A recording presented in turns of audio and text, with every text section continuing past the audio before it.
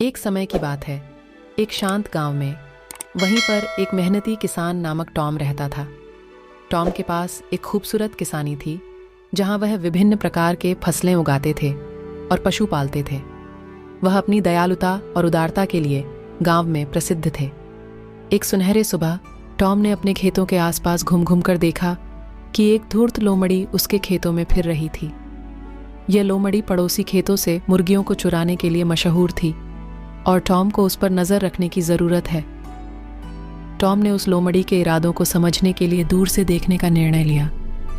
वह उस लोमड़ी को अपनी मुर्गियों के पास आते देखा। लग रहा था कि वह लोमड़ी बिना सोचे समझे मुर्गियों पर हमला करेगी, लेकिन तब वह अचानक रुक गई। टॉम ने सोचा कि लोमड़ी का इरादा क्या हो सकता है और उसे समझने के लिए उसे देखना शुरू किया। वह देखता रहा जब तक कि लोमड़ी अपनी झपकी पकड़कर खड़ी हो गई। टॉम ने समझा कि शायद लोमड़ी भूखी और मजबूर हो सकती है।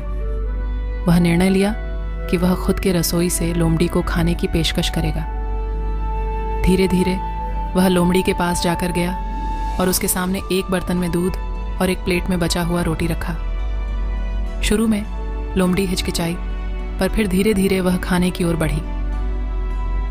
जैसे जैसे वह खाती गई, टॉम ने देखा कि उसकी एक पैर में चोट थी। यह लोमड़ी न केवल धूर्त चोर नहीं थी, बल्कि एक लड़खड़ाई जीव थी जो जीवन को बचाने की कोशिश कर रहा था। टॉम ने उस लोमड़ी की चोट की देखभाल की और उसे खाने की पेशकश देने का काम जारी रखा।